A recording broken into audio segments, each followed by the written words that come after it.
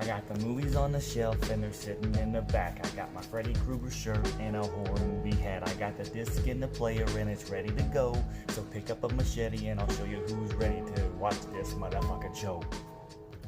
What's up, you guys? Welcome back here. We are going to do another episode of Horror Movie Monday now, not Bad Movie Monday.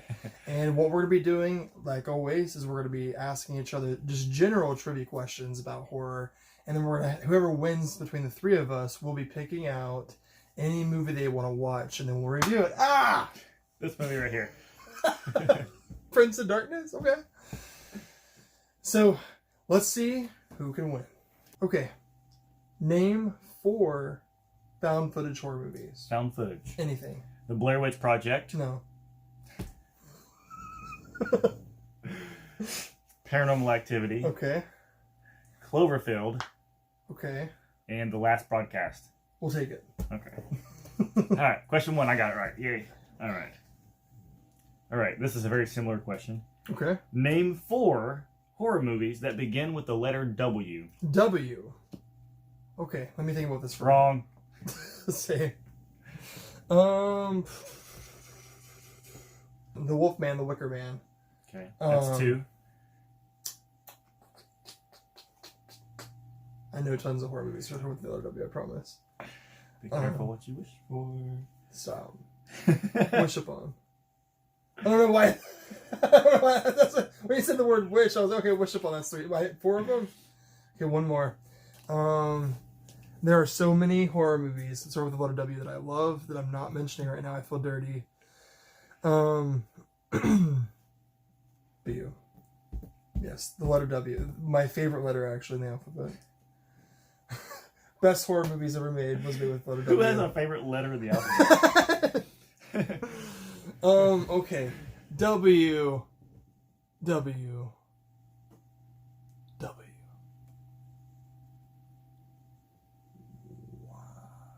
Wow. We Are Still Here. That's a horror movie. Did you just look over on your No, shelf? I didn't. No. My W. I promise my W's are back there, guys. All right, that's 4. Okay, why? You got 4. Give me like literally 5 movies that I left out because I feel like I'm literally. Well, the easiest one is Wishmaster. Yes, it is. I would have gotten that normally. Okay. Whatever Happened to Baby Jane? This is not a good day to be filming this. And Wishmaster. Whatever Happened to Rosemary's Baby? Whatever that's called. Yeah. What's the matter with Helen? Yep. That's one. That's another one. There's so many. And like literally today I'm like W, and I'm like no. Warlock. Waxwork. Wax mask. Wax mask. Can we really ask this question? He got it right. All right. This is about Puppet Master.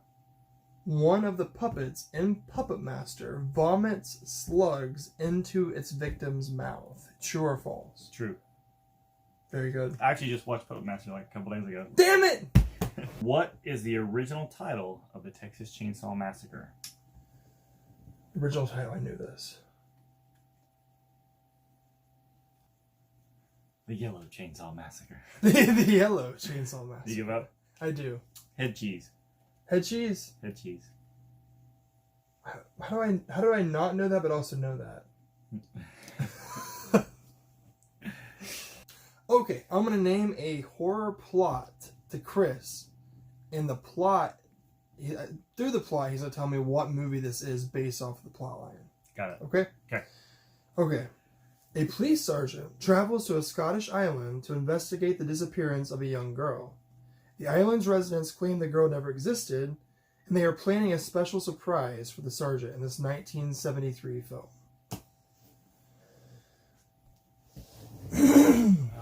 The Woman in Black? No. Here, let's be a little more specific. It's a film, it's British Lion film, so it's a British film shot in Scotland, and it features, I will give you a hint, a cult. It's a cult film. The Wicker Man? Yes. Very good. We just mentioned it earlier. Start with a W. Oh my god, yes. Did I say that one? Well, at first you did. Oh my god. I'm done. What famous makeup effects artist created the zombies for Dawn of the Dead? Was it Tom Savini? It was, yes. It was, right? Yeah. Yep. I think I won. Again, yes. You're killing me. You're killing me today. Alright, so I get to pick what movie that I want to watch. So, I'll be back. Alright guys, we are back. We have just watched our movie. As you can see right here, it is the one, the only Don Coscarelli's Phantasm. Boy, I'm the worst at that. I am the worst at that. And I don't know if you noticed, but Tyler, you have a signed copy here. Yes. We all love conventions. Of course, Angus Scrimm's no longer with us, but I think Chris and I both had the ability to meet him before he did pass. I met him like the year before that all went down and happened, and he was really, really super nice. He could like quote. It's like really weird because the guy could quote poetry like from like his like just memory. So he like knew like a whole entire library of poems. Like he would just like you walk up and you can just ask him to say something like recite a poem. He would know how to do it. He would know all the words and be able to do it like with like that like, creepy kind of vibe that the tall man kind of gives too. Yeah. But as a person, he's not really like the tall man, is he? No, he's super gentle and super nice. Complete opposite of it. But he's like 6'8". So, like, when you walk up, like, he's really intimidating, just like you would think he would be in the film. But he's just, like, very, like, chill and relaxed and, like, so quiet. And, like, he'll take his time with you. But, yeah, he was a nice guy. That was very intimidating. Yeah. And the cool thing, because I've met him several times. Well, I take it back. I met him once, and then later on, just before he passed away, the very last kind of convention, not really appearance, but there was a Phantasm Reunion that I attended, and we did the panel. And all the cast members, and then Don Coscarelli was there. And this was when Angus Scrimm got really sick, and so he couldn't attend the panel.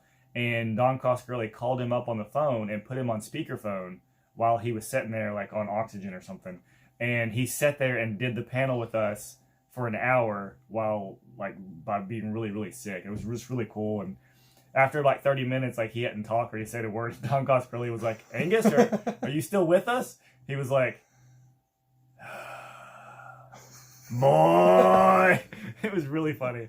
He did not, did he? It was, yeah, That's hilarious. Yeah, it's all. I have the panel up on my YouTube channel. So. Yeah, and he's not one of those people who don't mind talking about Phantasm. Like, he's completely cool with, like, the fact that he was in Phantasm. He'll talk about Phantasm. He loves Phantasm. So that's also kind of cool that you don't have to, like, be scared to go up and, like, say, like, "Hey, I love you for these films. Let me ask you a question about Phantasm." He's not going to go off and be like, no. He was very, like, agreeable. So I like that about him, too. And he's very, like, he will elaborate really well with everything from it, too. He won't just give you, like, one-off sentences. Oh, yeah. He'll be like, "Dawn and I." Yeah. I'm like, okay. Anyways, Phantasm. The great, fantastic movie. It's like a dream. Like, it's extremely hard to describe this movie to anybody without just basically saying it's like a dream. The plot is about this guy, this tall man, who is after people in the town. He goes from town to town to town. He's like from another portal. Yeah. And almost like a shapeshifter. He captures you and takes you as like a minion to his own dimension. Which is really, it's hard to explain. It's weird to watch. It's just a fantasy, just dreamlike. Yeah. That scene, there's a particular scene that always gets me, even though Phantasm's a slow burn to some degree, and it's very like slow paced, there are moments that are truly genuinely like will get you. For example, there is this scene where these kids, like the characters, are in the like a cemetery. And they're doing some choice things around like a headstone, and the next thing you know, the tall man appears with all his like little minions, and they like rip out of the you know what I'm talking about, that scene. Mm-hmm. Everybody knows that scene. They rip out and they grab them down, and the tall man's like lurching over them, like he's actually like terrifying in this film. So that's like really one of the scenes I remember the most. It always gets me every time. I like how like the woman in red, yeah, whatever color that is. Yeah. She has her shirt on and she like takes her shirt off and she covers herself up and she has a knife, and then it flashes from like her to the tall man, and it's like, are we watching the tall man like? I think so. Oh yeah, I think so. The ending of this movie, and we're gonna spoil everything because you have to see these. Yeah. You've had to have seen this. You have to come across Phantasm once or twice. Yeah. So the ending of it, when the young boy Michael is back at the house after they kill the tall man, right? And he's there with Reggie, and Reggie's like, "Oh, it was all just a dream," and he's like, "Well, your brother's dead. Let's just go." And it's like, what just happened? Because now we don't know if it's a dream. Because then after that sequence, the tall man attacks Michael in his bed. Michael Ball, whatever the character's name is. I think that they were hoping it was a dream. So it doesn't make any sense at all. Yeah. Like, it could be a dream, it couldn't be a dream, but then the sequel, would that have to be a dream too? It doesn't make any sense. It's very trippy, yeah. And then there was like the moments in the mortuary with the slabs and stuff. You don't know about the ball going through. Yeah. That's just like a very simple scene, but it's also really effective. So the entire film, you don't want to expect something that's like too like spoon-feedy, like they kind of like focuses straight on the plot, because it is very open to interpretation in a weird way. Yeah, I think they do a great job selling off the ending, like Chris said. But you do have questions, and I kind of like that about it. It is open to keep going with it. But overall, yeah, just very, very like spooky. Very, like, it gets under your skin in a weird way, but it does it in like the strangest like ways of working around the plot. I don't know. It's just very. It's like very, very slow moving, but very fast paced at the same time. And Angus Scrimm does like the best job. He's my favorite character, obviously. I think he's everybody's favorite character. Everybody's favorite. Now the music for Phantasm is really chilling. Mm-hmm. It's one of my favorite. I actually like it better than the Halloween theme. I think it's just the same, if not more. Yeah.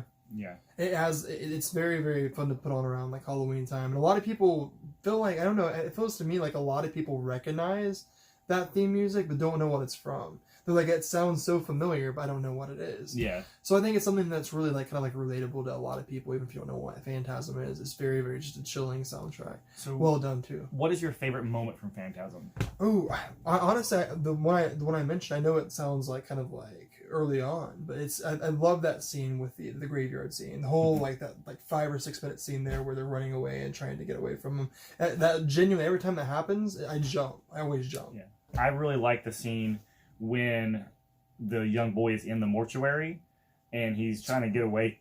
He's trying to get away from the tall man. Uh-huh. And he's walking down one of the long corridors, and the tall man steps out, and they both stop. Yes. And then every time he takes a step, the tall man takes a step, until they get to another corridor, and he just runs, and then the tall man starts chasing after him. I love that, yeah. My favorite scenes, yeah.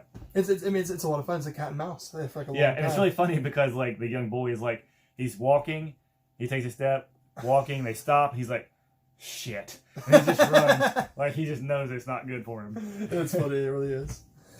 But okay, so anything else you want to add to Phantasm? I think that it's a film that if you haven't seen, you definitely need to see. It's one of the top tier horror films of all time, and I would say my final rating for it, I would definitely, it's gonna sound cliche, I'm gonna have to give it a 10. It's a definite 10. Yeah, it's a 10 for me as well.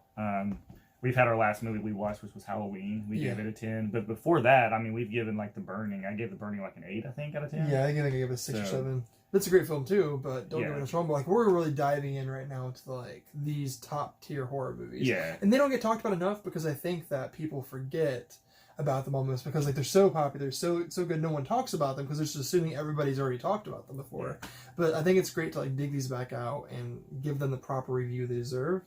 So definitely Phantasm, 10 out of 10. If you haven't seen it, check it out.